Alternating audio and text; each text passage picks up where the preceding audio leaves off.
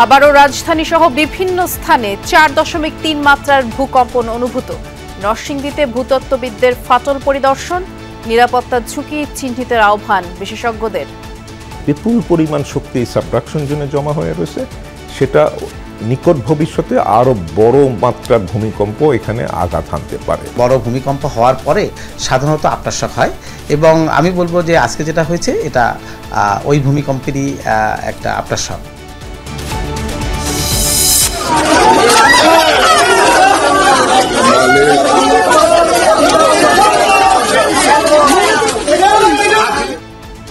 ভূমিকম্পের পর থেকে লাপাত্তা কষাইটুলির ক্ষতিগ্রস্ত ভবনের মালিকরা। বঙ্গ হাসপাতালে এখনও চিকিৎসাধীন 23 জন। লক্ষ্মীপুর কিশোরগঞ্জের 2 ছেলের সাথে সমাহিত হলেন বাবারা। রাজনৈতিক দল নয়, মাফিয়া সংগঠন ছিল আওয়ামী লীগ, মন্তব্য সালাউদ্দিনের। আন্দোলনে জামায়াত দৃশ্যমান কিছু করেনি বললেন মির্জা ফখরুল।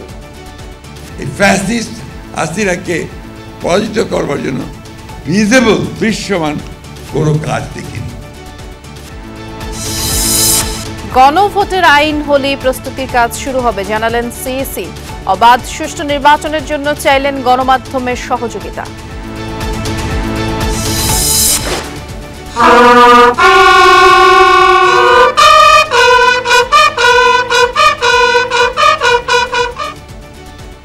জাতীয় স্মৃতিসৌধে সফররত ভুটানের প্রধানমন্ত্রীর শ্রদ্ধা। যমুনায় প্রধান উপদেষ্টার সাথে দ্বিপাক্ষিক বৈঠক, 2টি সমঝোতা স্মারক সই।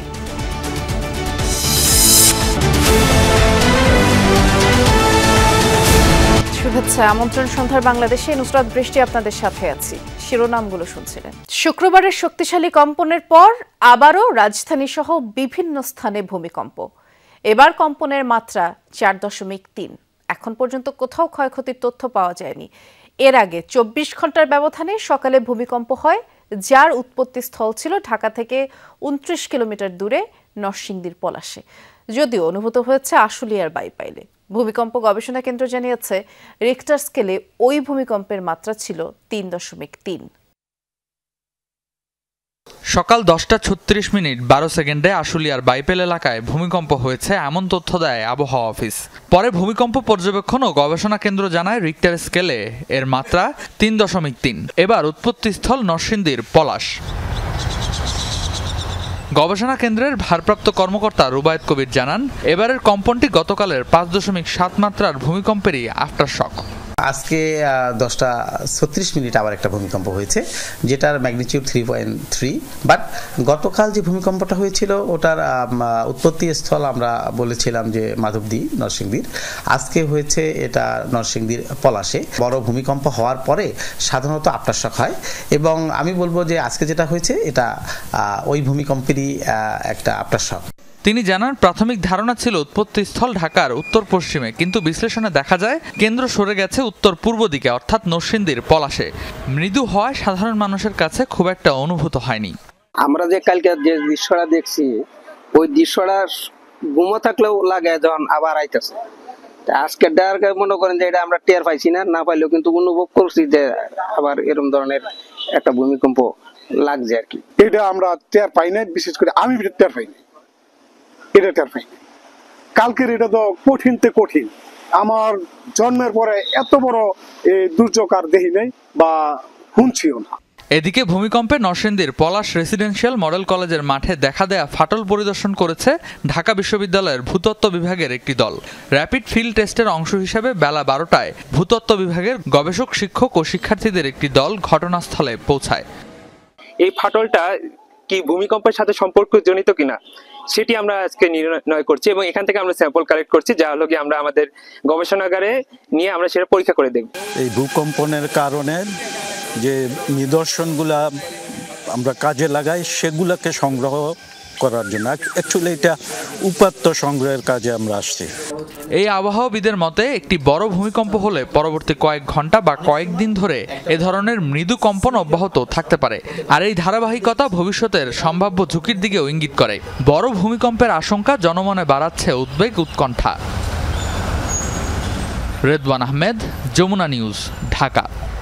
যেমনটি শুনছিলেন সংবাদের শুরুতেই যে আবারও ভূমিকম্প অনুভূত হয়েছে এবং কম্পন আবারও নরসিংদীতেও অনুভূত হয়েছে। আমরা একটু দেখে আসতে চাই নরসিংদীবাসী কেমন আছেন। আমাদের সহকর্মী আয়ুব খান সরকার খোঁজ খবর রাখছেন। আয়ুব, আবারও তো কম্পন অনুভূত হলো, আপনি যে এলাকায় আছেন সেখানকার অবস্থা সম্পর্কে আমাদেরকে জানাবেন।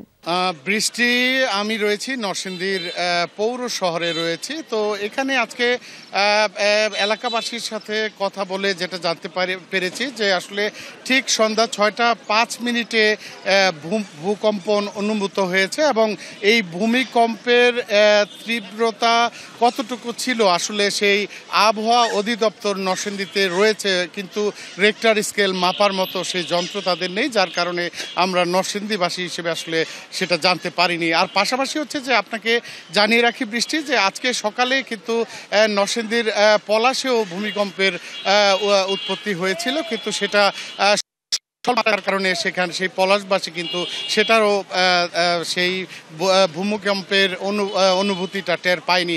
কিন্তু আজকে নরসিংদী শহরে যে সন্ধ্যা 6:05 যেটা হয়েছে সেটাতে কিন্তু নরসিংদীবাসী আতঙ্কিত হয়ে অনেকেই ঘর ছেড়ে নিচে চলে আসছে। তো এই বিষয়ে আমি একজন প্রত্যক্ষদর্শীর সাথে কথা বলতে চাচ্ছিলাম যে আসলে আজকে তো হঠাৎ করে আবারও দ্বিতীয় দফায় ভূমিকম্প হলো, তো সেটাতে আসলে কি দেখতে পেয়েছেন? নরসিংদীবাসী আসলে গতকালকে যে ভূমিকম্প হয়েছিল সেটাতে অনেক আতঙ্কিত। ইতিমধ্যে আমাদের এখানে 4 থেকে 5 জন মানুষ নিহত হয়েছেন। তো এই ধারাবাহিকতায় আজকেও ঠিক সন্ধ্যার পর এই ভূমিকম্প হওয়াতে আরও বেশি আতঙ্কিত হয়েছেন এবং যে বহুতল ভবনগুলো ছিল ওইখান থেকে মানুষ অনেক হুড়োহুড়ি করে রাস্তায় নেমে আসছে, গলি থেকে মানুষ ছোটাছুটি করেছে।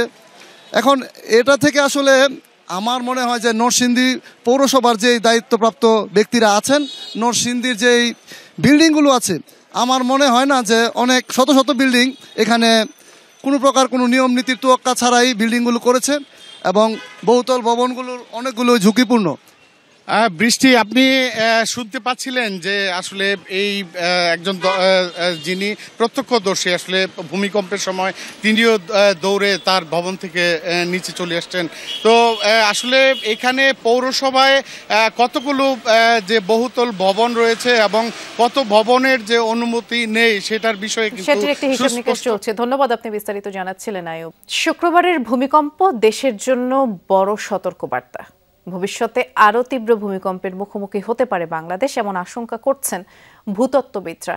আর তাহলে বড় ধরনের বিপদে পড়বে অপরিকল্পিত রাজধানী সহ পুরো দেশ। ক্ষয়ক্ষতি ও প্রাণহানি কমাতে দ্রুততম সময়ে প্রতিটি ভবনের নিরাপত্তার ঝুঁকি চিহ্নিত করতে অন্তর্বর্তী সরকারকে তাগিদ দিচ্ছেন প্রকৌশলীরা। সহকর্মী মাহফুজ মিশুর রিপোর্ট।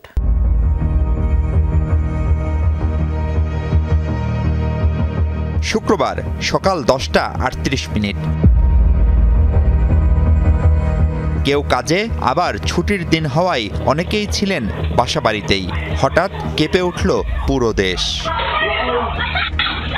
21 নভেম্বর 2025 ভূমিকম্পে প্রাণ গেল অন্তত 10 জন মানুষের। এখনও আহত 6 শতাধিক মানুষ।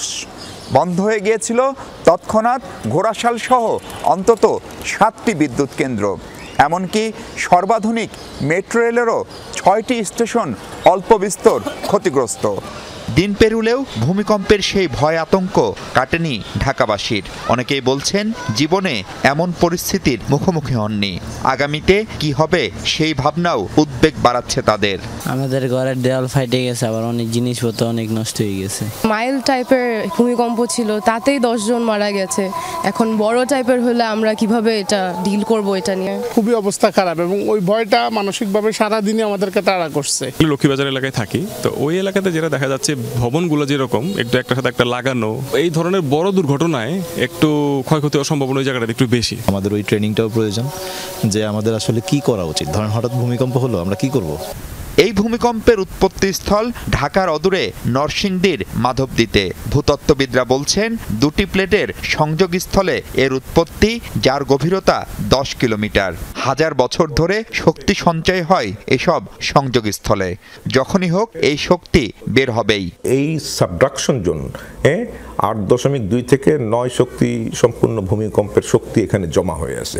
সেটারই গতকালকে আমরা দেখলাম যে তার ছোট্ট একটা সেগমেন্টে খুলে গেল, এই যেটা আটকে ছিল এটা আনলকড হয়ে সেই শক্তিটা বের হওয়ার পথ উন্মোচন করে দিল। এটা একটা বার্তা দিচ্ছে যে এই যে বিপুল পরিমাণ শক্তি সাবডাকশন জোনে জমা হয়ে রয়েছে সেটা নিকট ভবিষ্যতে আরো বড় মাত্রার ভূমিকম্প এখানে আঘাত হানতে পারে। 21 নভেম্বরের ভূমিকম্পে বড় ধরনের ক্ষয়ক্ষতি না হলেও ক্ষতিগ্রস্ত হয়েছে ঢাকার অনেক ভবন। প্রায় 6 লাখ বিল্ডিংয়ের বড় অংশই এই শহরে অপরিকল্পিত। আগামীতে আরও শক্তিশালী ভূমিকম্প হলে এসব ভবনের কতটা টিকে থাকবে সেটি চিন্তার বিষয়। সবাই কিন্তু ইকুইপমেন্ট কেনাতে ইন্টারেস্টেড, বাট বিল্ডিং মজবুতিকরণ যে এখানে সরকারের একটা পয়সা পকেটে খরচ নাই, কারণ যে মানুষ বাসা কিনতে তাকে দিয়ে কিন্তু সরকার কাজটা করাতে পারে। সবারই বাসায় কম বেশি হালকা পাতলা ফাটল দেখা দিয়েছে, যেগুলা আমি বলি যে স্ট্রাকচারাল না নন স্ট্রাকচারাল, বাট দেখতে দৃষ্টিকটু মনে হবে, কিন্তু পরবর্তী আরেকটা ঝাঁকি নিয়ে আসলে ওটা ভেঙে পড়বে। কেয়ারটেকার বলেন যেই সরকারি হোক, এদেরকে এই উদ্যোগ গ্রহণ করা উচিত যে বিল্ডিং চেকিংটা শুরু করা উচিত, এবং বিল্ডিং চেকিংয়ের যে প্রসেসটা সেটার সাথে কিন্তু আমরা খুব ভালো মতো অ্যাওয়্যার, কারণ রানা প্লাজার পর আমরা প্রায় 3500 ফ্যাক্টরি এইভাবে চেক করেছি। সম্পদের পাশাপাশি জীবনের ক্ষয়ক্ষতি ন্যূনতম রাখতে কেবল দীর্ঘমেয়াদী নয়, এখনই স্বল্পমেয়াদী উদ্যোগ বাস্তবায়ন জরুরি বলেও মনে করছেন গবেষকরা।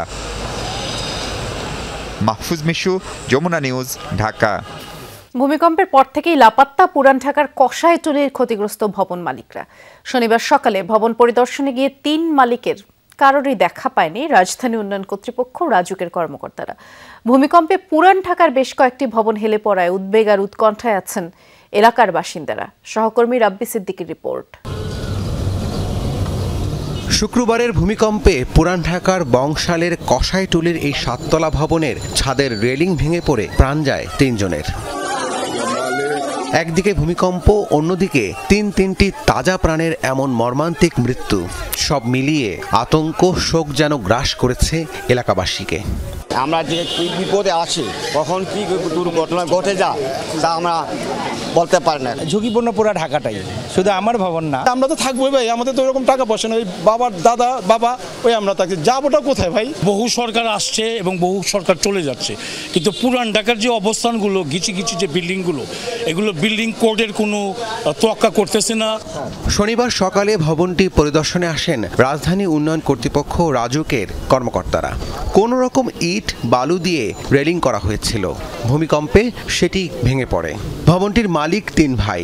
ভূমিকম্পের পর থেকেই তাদের খোঁজ পাওয়া যাচ্ছে না। কালকে থেকে কোনো ছেলেই নাই ভাই, 3 ছেলের এক ছেলেও নাই। পালাইছে, বুঝেন না? হ্যাঁ, পালাতে পারে কেন? এখন তো ওরা করেন, একটা ভূমিকম্প হয়েছে, এখন হলে আমাদের তো সবকিছুই করতে হইতেছে। রাজুক চেয়ারম্যান ভবনের নকশা দেখতে চাইলে তা দেখাতে পারেননি ভবন মালিকের স্ত্রী। 7 দিনের মধ্যে নকশা দেখাতে না পারলে ভবন সিলগালা করে দেবেন বলে জানিয়ে যান প্রকৌশলী রিয়াজুল। 7 দিনের সময় দেওয়া হলো, আপনি এই 7 দিনের মধ্যে ব্যাংক থেকে এটা কালেক্ট করবেন, করে এটা আমার অফিসাররা আসবে, আপনি ফোন নাম্বার রাখো, ফোন নাম্বার নেন, আপনি দিবেন।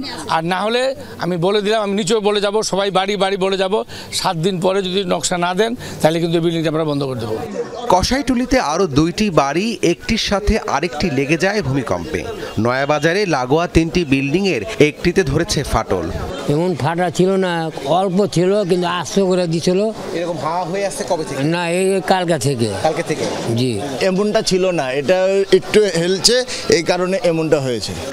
যদিও রাজুক থেকে বলা হয়েছে ঢাকার ঝুঁকিপূর্ণ সব ভবন চিহ্নিত করার কাজ শুরু হবে দ্রুতই। তালিকা নিয়ে বাড়ির মালিকের সাথে বসে যতটা সম্ভব নিরাপদ করা যায় তা করার চেষ্টা করা হবে। প্রাণহানির ঘটনায় ভবন মালিকের কোনো অবহেলা আছে কিনা তা খতিয়ে দেখছে পুলিশ। কেউ যদি মামলা করতে চায় তখন অবশ্যই সেটার আমরা আইনগত তদন্ত সাপেক্ষে আইনগত ব্যবস্থা নেব। ভবন মালিকের আমরা এখন পর্যন্ত কোনো পাওয়া যাচ্ছে। এদিকে ময়নাতদন্ত ছাড়াই নিহতের মরদেহ হস্তান্তর করেছে পুলিশ, সেই সাথে একটি অপমৃত্যুর মামলা রুজু করা হয়েছে। রাব্বি সিদ্দিকী, যমুনা নিউজ, ঢাকা। ভূমিকম্পে আহত শতাধিক ব্যক্তি চিকিৎসা নিয়েছেন রাজধানীর পঙ্গু হাসপাতালে। এখনও 23 জন ভর্তি আছেন। হাসপাতালের পরিচালক জানিয়েছেন, যারা ভর্তি আছেন তাদের আঘাত গুরুতর হলেও অবস্থা স্থিতিশীল। শুক্রবার সকালে শক্তিশালী ভূমিকম্পে কেঁপে ওঠে রাজধানী সহ দেশের বিভিন্ন স্থান। রিখটার স্কেলে যার মাত্রা ছিল 5.7। ভূমিকম্পে রাজধানীর বিভিন্ন জায়গায় আতঙ্কে হুড়োহুড়ি করে নামতে গিয়ে আহত হন অনেকে। এর মধ্যে পঙ্গু হাসপাতালে ভর্তি আছেন 23 জন। যে আমার মেয়ে আর ওয়াইফ নিচে ছিল, নিচে থাকার কারণে আমি বহুত সতর্ক করতেছি, এই তোমরা সাবধান ভূমিকম্প হইতেছে। আর জানলার এরকম গ্রিল ছিল না, তারপরে শুধু গ্লাস ছিল, গ্লাস খোলা ছিল, তারপরে সতর্ক করতে যাই আমি মানে পড়ে গেছি এভাবে জাকি খায়া। যখন ভূমিকম্প হচ্ছিল তখন চাচা আমার বাইক রাইডিংয়ে ছিল, তখন 70-75 এরকম স্পিডে ছিল, তখন ব্যালেন্স হারায়া আরেক গাড়িতে যায় ধাক্কা মারছে। যখন ভূমিকম্প হয় তখন রডের কাজ করে উপরে, তখন উনি বুঝতে পারে না, মাথা ঘুরন মারে, ঝাঁকুনির সাথে উনি পড়ে যায়।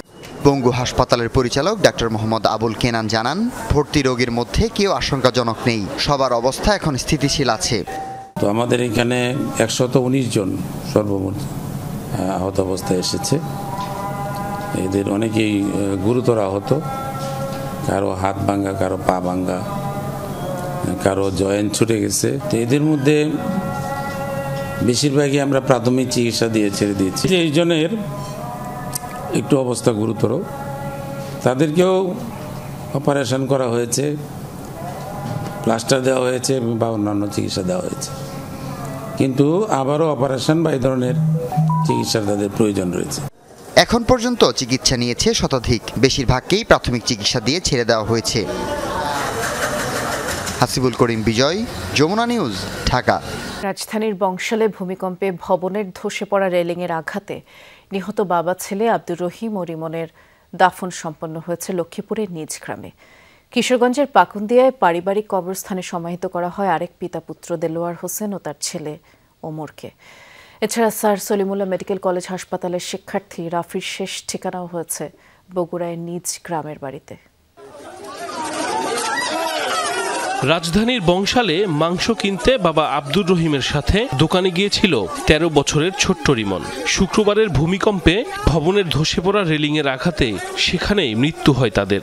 গ্রামের বাড়ি লক্ষ্মীপুরে মরদেহ পৌঁছালে আর্তনাদ করে ছুটে আসেন স্বজনরা।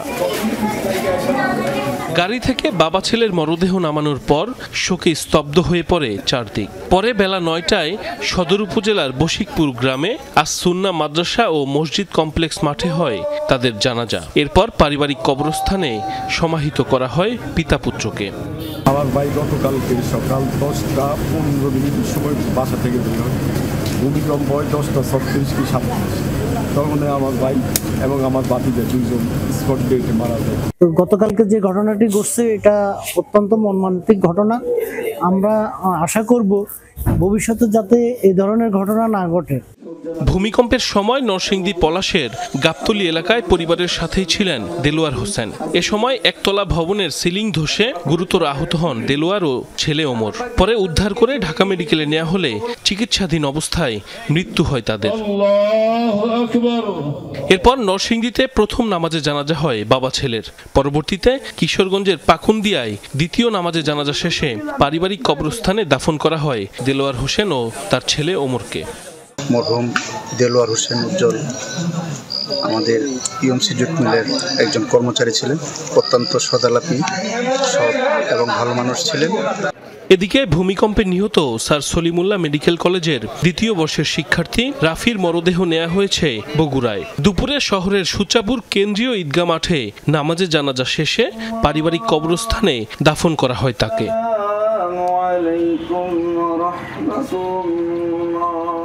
সাইফ আহমেদ, যমুনা নিউজ। শেখ হাসিনা সরকারের পতনের শেষ 10 বছর দৃশ্যমান কোনো আন্দোলন করেনি জামায়াত, এমন অভিযোগ বিএনপি মহাসচিব মির্জা ফখরুল ইসলাম আলমগীরের। অন্য অনুষ্ঠানে জামায়াতকে বিভ্রান্তিকর পরিসংখ্যান দিয়ে জাতিকে বিভ্রান্ত না করে জনগণের মুখোমুখি হওয়ার পরামর্শ দেন দলটির নেতা সালাউদ্দিন আহমদ। আর আমির খসরু মাহমুদ চৌধুরী জানান, শুধু গণতন্ত্রের স্বার্থে বিএনপি এখনো অনেক কিছু সহ্য করে যাচ্ছে। স্বাধীনতা, সার্বভৌমত্ব ও গণতন্ত্র রক্ষায় শহীদ মিনার এলাকায় মিছিল করেন মুক্তিযোদ্ধা ও মুক্তিযুদ্ধের প্রজন্ম। চেতনার ব্যবসা করতে করতে এর আগে আলোচনা সভা করেন তারা। অনুষ্ঠানে বিএনপি স্থায়ী কমিটির সদস্য সালাউদ্দিন আহমদ বলেন, আন্তর্জাতিক মান বজায় রেখেই শেখ হাসিনার মামলার রায় হয়েছে, এর বাস্তবায়নও হবে। এ সময় জনদাবির সাথে সম্পৃক্ত হতে জামায়াতকে পরামর্শ দেন তিনি। আন্দোলন থেকে রাতারাতি সরে আসা একটু লজ্জা শরমের ব্যাপার আছে, কিন্তু জাতীয় রাজনীতিতে কৌশলে জনদাবির সাথে একাত্মতা পোষণ করা অত্যন্ত জরুরি। যমুনার সামনে অবস্থান দেওয়ার ঘোষণা দিয়ে যমুনা থেকে সরে এসে এখন গঙ্গার কিনারে দাঁড়িয়েছেন। আশা করি আপনারা ভবিষ্যতে জনগণের ময়দানে, নির্বাচনের ময়দানে অতি শিগগির আপনারা অবতরণ হবেন। রাজধানীর ডিপ্লোমা ইঞ্জিনিয়ার্স ইনস্টিটিউশনে এক আলোচনা সভায় বিএনপি মহাসচিব মির্জা ফখরুল বলেন, বেহেশতের টিকিট বিক্রির নামে মানুষকে বোকা বানাচ্ছে জামাত। জামাতের টিকিট কাটলে জান্নাতের টিকিট কাটা হবে। কোথায় আছে আমাকে বলুক, তারা দেখিয়ে দিক কোথায় আছে। এবং এটা ঠিক না, ধর্মকে ব্যবহার করে রাজনৈতিক ফায়দা নিয়ে নেওয়া, এটা কখনোই আপনার ইসলাম এই কথা বলে না। গত 10 বছর কিন্তু আমরা তাদের এই ফ্যাসিস্ট হাসিনাকে পরাজিত করবার জন্য ভিজিবল দৃশ্যমান কোনো কাজ দেখিনি। ঢাকা বিশ্ববিদ্যালয়ের নির্বাচনে শুনতে পাই ছাত্রলীগের মধ্যে তারা ঢুকেছিল। জাতীয় প্রেস ক্লাবে আরেক অনুষ্ঠানে বিএনপি নেতা আমির খুসরু বলেন, নির্বাচন বিলম্বিত করতে গণতন্ত্র বিরোধীরা ষড়যন্ত্র করছে। এখনো গণতন্ত্র বিরোধীরা চক্রান্ত করছে কিভাবে এই নির্বাচনকে বাধাগ্রস্ত করা যায়। আমরা কারো মুখোমুখি হচ্ছি না, আমরা কিন্তু কোনো সাংঘর্ষিক রাজনীতিতে যাচ্ছি না, কারণ বিএনপি গণতন্ত্রে বিশ্বাস করে। এই জন্য আমরা অনেক কিছু গ্রহণ না করেও সহ্য করে যাচ্ছি। রাজশাহী মহানগর বিএনপির নতুন কমিটিকে সাথে নিয়ে দলের প্রতিষ্ঠাতা জিয়াউর রহমানের সমাধিতে শ্রদ্ধা জানান সিনিয়র যুগ্ম মহাসচিব রুহুল কবির রিজভী। পরে বলেন, সন্ত্রাস অপরাধ দমনে সরকার শিথিলতা প্রদর্শন করছে। তারা তো নিরপেক্ষ সরকার, তারা নিরপেক্ষভাবে তারা অপরাধ দমন, সন্ত্রাস দমন এই কাজগুলো করবেন, কিন্তু আমরা সেই দিক থেকে অনেক শিথিলতা দেখছি। আরিফিন শাকিল, যমুনা নিউজ, ঢাকা। বাংলাদেশ ও ভুটানের মধ্যে স্বাস্থ্য সহায়তা ও ইন্টারনেট সংযোগ সংক্রান্ত দুটি সমঝোতা চুক্তি সই হয়েছে। ভুটানের প্রধানমন্ত্রী শেরিং তোবগের নেতৃত্বে ভুটান বাংলাদেশ দ্বিপক্ষীয় বৈঠক শেষে চুক্তি সই হয়। বিকেলে প্রধান উপদেষ্টা ডক্টর মোহাম্মদ ইউনূসের সাথে একান্ত বৈঠকও করেছেন ভুটানের প্রধানমন্ত্রী। বিকেলে প্রধান উপদেষ্টার কার্যালয়ে যান সফররত ভুটানের প্রধানমন্ত্রী শেরিং তোবগে। এ সময় তাকে স্বাগত জানান প্রধান উপদেষ্টা ডক্টর মোহাম্মদ ইউনূস। আনুষ্ঠানিকতা শেষে নিজ নিজ দেশের প্রতিনিধিদের নিয়ে বৈঠকে বসেন দুই সরকার প্রধান। বৈঠক শেষে স্বাস্থ্য সহায়তা ও ইন্টারনেট সংযোগ সংক্রান্ত দুটি সমঝোতা চুক্তি সই হয়। দুপুরে রাজধানীর একটি হোটেলে ভুটানের প্রধানমন্ত্রীর সাথে সাক্ষাৎ করেন বাণিজ্য উপদেষ্টা শেখ বশির উদ্দিন। দুদেশের মধ্যে কিভাবে বাণিজ্য আরও বাড়ানো যায় সে বিষয়ে আলোচনা করেন তারা। ভুটানের প্রধানমন্ত্রী শেরিং তোবগের সাথে সৌজন্য সাক্ষাৎ করেন পররাষ্ট্র উপদেষ্টা তৌহিদ হোসেন। এর আগে সকাল 8:30টায় ঢাকায় পৌঁছালে শাহজালাল আন্তর্জাতিক বিমানবন্দরে ভুটানের প্রধানমন্ত্রীকে স্বাগত জানান প্রধান উপদেষ্টা ডক্টর মোহাম্মদ ইউনূস। দেয়া হয় গার্ড অব অনার। এরপর ভুটানের প্রধানমন্ত্রী সাফারের জাতীয় স্মৃতিসৌধে মহান মুক্তিযুদ্ধের বীর শহীদদের প্রতি শ্রদ্ধা জানান। ফয়সাল মাহমুদ, যমুনা নিউজ, ঢাকা। ত্রয়োদশ জাতীয় সংসদ নির্বাচন ও গণভোট একই দিনে আয়োজনের প্রস্তুতি নিচ্ছেন নির্বাচন কমিশনার। আর এই জন্য অন্তর্বর্তী সরকারের চিঠিও পেয়েছে ইসি। তবে একই দিনে দুটি বড় আয়োজন কমিশনের জন্য বড় চ্যালেঞ্জ বলেই মনে করছেন সিইসি। আইন না হওয়া পর্যন্ত গণভোট ইস্যুতে কমিশন কিছু করতে পারবে না বলেও জানিয়েছেন তিনি। আসন্ন জাতীয় সংসদ নির্বাচন ও গণভোট একই দিনে হবে। এরই মধ্যে দুই ভোটের প্রস্তুতি নিতে ইসিকে চিঠি দিয়েছে সরকার। গুলশানের Asian network for free elections এর কর্মশালার সমাপনীতে সিসি বলেন, একই দিনে দুইটি বড় কাজ করা খুবই কঠিন। আইনটা হলে আইনের মধ্যে বলা থাকবে এই জিনিসটা এটার মধ্যে হানা করতে হবে এবং প্রসিডিউরটা বলা থাকবে। আইনটা না হলে আমার অ্যাকচুয়ালি প্রস্তুতিটা আমরা নেওয়া আমাদের জন্য ডিফিকাল্ট। আমি তো আন্দাজের উপর একটা প্রস্তুতি নিলাম, তারপরে অন্যরকম একটা প্রভিশন আসলো, তাহলে তো একটা সমস্যা। নির্বাচন নিয়ে মানুষের আগ্রহ ও প্রত্যাশা এবার অনেক বেশি। একই সঙ্গে রাজনৈতিক দল ও নেতাদের দায়িত্বশীল আচরণ প্রত্যাশা করেন প্রধান নির্বাচন কমিশনার।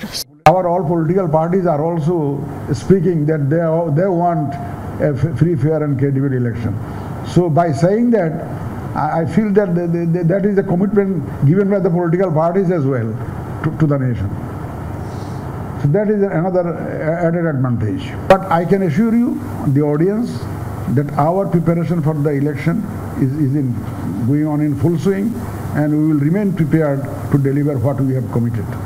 নির্বাচনে সামাজিক যোগাযোগ মাধ্যমের অপতৎপরতা ও এআই এর অপব্যবহার ঠেকানো চ্যালেঞ্জ মনে করছে EC. For picking up very relevant three areas of discussion for today. The social media, the artificial intelligence, and citizen observation in broad terms.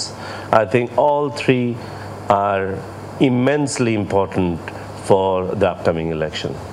তিনি বলেন ত্রয়োদশ সংসদ নির্বাচন হবে ঐতিহাসিক, যার মাধ্যমে গণতন্ত্রের পূর্ণ সূচনা হবে। সৌরভী সায়দা, যমুনা নিউজ, ঢাকা। এনসিপি নির্বাচনে অংশ নিলেও বিচার সংস্কারের ব্যাপারে আপোষহীন থাকবে বলেছেন দলের আহ্বায়ক নাহিদ ইসলাম। আওয়ামী লীগ ও জোট সঙ্গীদের বিচারের দাবিতে গণমিছিলে তিনি কথা বলেছেন। দলটির অন্য নেতারা বলেন, ভারত শেখ হাসিনাকে আশ্রয় দিয়ে বাংলাদেশের মানুষের বিপক্ষে অবস্থান নিয়েছে। যদি কোনো দল ভারতের সাথে মৈত্রী চুক্তি করে ক্ষমতায় যেতে চায়, তাহলে তাদের পরিণতি আওয়ামী লীগের মতোই হবে। জুলাই গণহত্যার দায়ে দণ্ডিতদের সাজা কার্যকর এবং দল হিসেবে আওয়ামী লীগ ও জোটসঙ্গীদের বিচারের দাবিতে গণমিছিল করে জাতীয় নাগরিক পার্টি। রাজধানীর এসকাটন গার্ডেন রোড থেকে শুরু হয় মিছিল। জাতীয় প্রেস ক্লাবের সামনে গণমিছিল শেষে বক্তব্য রাখেন দলটির শীর্ষ নেতৃবৃন্দ। মুখ্য সমন্বয়ক নাসির উদ্দিন পাটোয়ারি বলেন, শেখ হাসিনার বিচার হয়েছে, এবার দল হিসেবে আওয়ামী লীগের ও জোটসঙ্গীদের বিচার আওতায় আনতে হবে। যেই ব্যবস্থায় শেখ হাসিনা এই গুম খুনগুলো করতে পেরেছে, সেই ব্যবস্থা আর বাংলাদেশে চলবে না। যারা ফ্যাসিজমের সাথে কমপ্লায়েন্স ছিল, তাদের কোনো জায়গা হবে না বাংলাদেশে। আগামী নির্বাচন আসতেছে, যদি কোনো দল ভারতের সাথে মৈত্রী চুক্তিতে অবতীর্ণ হয়ে নতুন ভাবে ক্ষমতায় যাওয়ার স্বপ্ন দেখে, তাদের পরিণতি একইভাবে আওয়ামী লীগ হাসিনার মতন হবে। এনসিপির সদস্য সচিব আক্তার হোসেন বলেন, আওয়ামী লীগ এবং হাসিনা এখন কেবল অভিযুক্ত নয়, আদালতের রায়ে তারা গণহত্যাকারী। বলেন, ভারত শেখ হাসিনাকে আশ্রয় দিয়ে বাংলাদেশের মানুষের বিপক্ষে অবস্থান নিয়েছেন। শেখ হাসিনা এবং আওয়ামী লীগকে ভারত সরকার ভারতে আশ্রয় দিয়ে বাংলাদেশের মানুষের বিপক্ষে অবস্থান নিয়েছে। আমরা ভারত সরকারের কাছে বলতে চাই, নিজের দেশের নাগরিকদেরকে নয়, পোষণ করতে হলে খুনি হাসিনাকে অতি দ্রুত বাংলাদেশে পোষণ করুন। দলের আহ্বায়ক নাহিদ ইসলাম জানান, সংস্কার ও জুলাই সনদকে অনেকেই রাজনৈতিক হাতিয়ার হিসেবে ব্যবহার করলেও গণহত্যার বিচারকে রাজনৈতিক হাতিয়ার হিসেবে ব্যবহার না করার আহ্বান। শুধু শেখ হাসিনা নয়, দল হিসেবে আওয়ামী লীগের বিচার নিশ্চিত করতে হবে। ভারত বাংলাদেশ প্রত্যাবর্তন চুক্তি হিসেবে বাংলাদেশে মানবতা বিরোধী অপরাধীকে বাংলাদেশ সরকার চাইতে পারে এবং ভারত সেখানে বাধা দিতে পারে না। ফলে আমরা আশা করব যে শেখ হাসিনাকে ফেরত দিয়ে বাংলাদেশের সাথে ভারত নতুন করে সম্পর্ক স্থাপন করবে। রাজীব আহমেদ, যমুনা নিউজ, ঢাকা। দিনাজপুর রংপুর মহাসড়কের খোসালপুরে সড়ক দুর্ঘটনায় একই পরিবারের 4 জনের মৃত্যু হয়েছে। পরিবারের 9 সদস্য ইজি বাইকে করে কান্তনগর রাসমেলায় যাচ্ছিলেন। পথে মিনিবাসের ধাক্কায় ঘটনাস্থলেই 3 জনের প্রাণ যায়, আর হাসপাতালে মারা যান আরও একজন। দিনাজপুর রংপুর মহাসড়কের খোসালপুর সিসিটিভি ফুটেজে দেখা যায় দ্রুতগতির যাত্রীবাহী মিনিবাস সজোরে একটি ইজি বাইককে ধাক্কা দেয়। সাথে সাথেই দুমড়ে মুচড়ে যায় ছোট বাহনটি। মুহূর্তেই নিভে যায় 3 জনের জীবন প্রদীপ।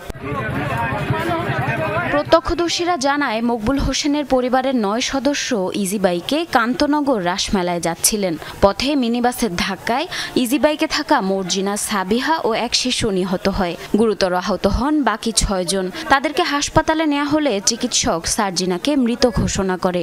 বাকিরা হাসপাতালে ভর্তি আছে।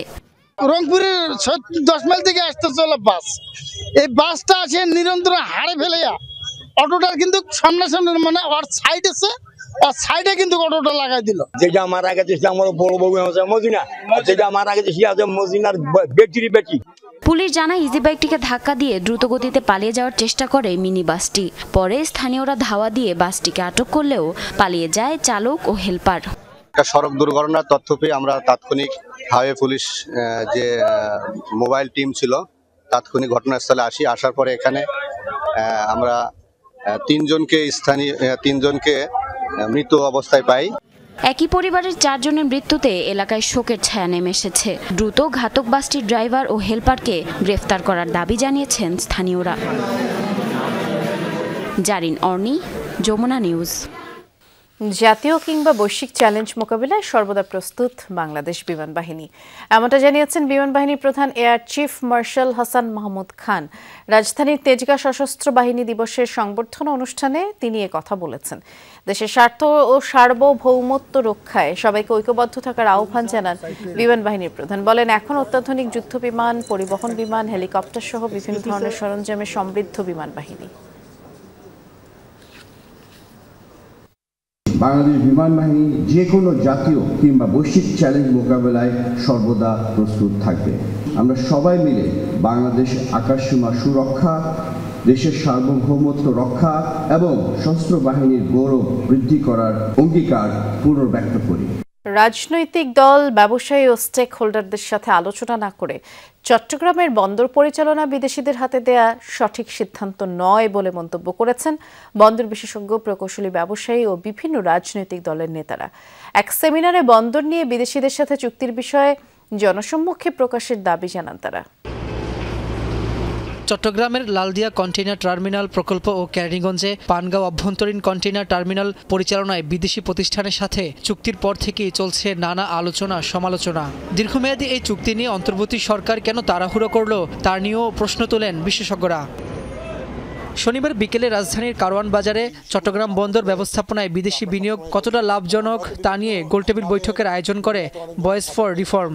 অংশ নেন বন্দর ও বিনিয়োগ বিশেষজ্ঞ, প্রকৌশলী, ব্যবসায়ী ও রাজনীতিবিদরা। রাজনৈতিক দল, ব্যবসায়ী, স্টেক হোল্ডারদের সাথে আলোচনা না করে সিদ্ধান্ত নেওয়ায় সরকারের সমালোচনা করেন তারা। এখানে বিদেশি প্রতিষ্ঠানকে দেওয়ার ক্ষেত্রে আমাদের বড় কোনো দেখি না, বাট একটা বিষয় হলো যে অবশ্যই রাজনৈতিক স্টেক হোল্ডার্স, আমাদের যারা ব্যবসায়ী আছেন, যারা পোর্ট ব্যবহার করেন, তাদেরকে আস্থায় নিয়ে কাজ করলে এটা সাস্টেনেবল হবে। স্টেক হোল্ডারদেরকে আস্থায় নিয়ে করলে আমার মনে হয় এটা আমরা একটা ভালো রেজাল্ট পাবো। ডিপি ওয়ার্ল্ডের প্রপোজালটা কিন্তু এসেছিল 2019-এ, তখন কিন্তু পার্লামেন্ট রানিং ছিল। লালদিয়ার জন্য যখন প্রপোজালটা দিয়েছিল এই মার্স্ক, সেটা ছিল 2030, তখনও কিন্তু পার্লামেন্ট রানিং ছিল। বিদেশিদের সাথে বন্দর চুক্তির বিষয়ে সরকার কেন তাড়াহুড়ো করলো সেই প্রশ্ন তোলেন আলোচকরা। দেশের স্বার্থে চুক্তির শর্ত প্রকাশের আহ্বান জানান বক্তারা।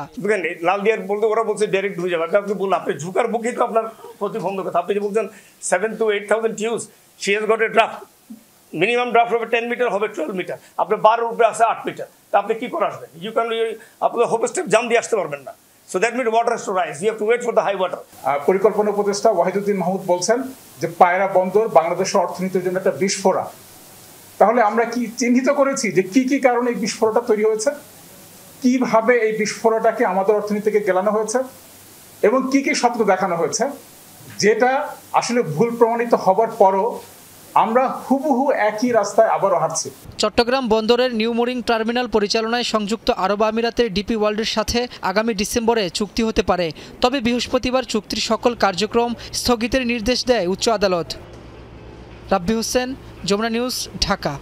ব্রাজিলের সাবেক প্রেসিডেন্ট জেইর বোলসোনারোকে গ্রেফতার করেছে দেশটির ফেডারেল পুলিশ। শনিবার রাজধানী ব্রাজিলিয়ায় নিজ বাসভবন থেকে গ্রেফতার করা হয় তাকে। চলতি বছরের সেপ্টেম্বরে ব্রাজিলের সাবেক এই প্রেসিডেন্টকে 27 বছর 3 মাসের কারাদণ্ড দেয় সুপ্রিম কোর্ট। নির্বাচিত সরকারের বিরুদ্ধে গণ অভ্যুত্থানের চেষ্টা সহ গুরুতর 5টি অপরাধে এই দণ্ডাদেশ দেয়া হয় তাকে।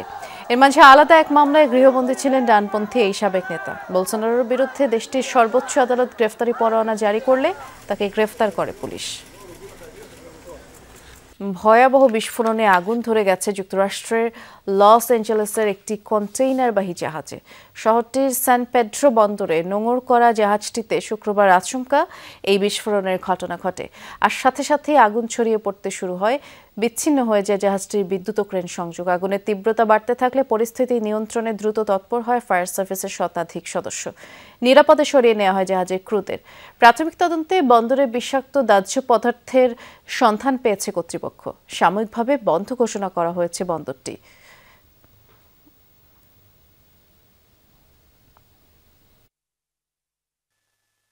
এ ছিল আজকে সন্ধ্যার বাংলাদেশের আয়োজনে। সাথে থাকার জন্য ধন্যবাদ। নিরাপদে থাকবেন।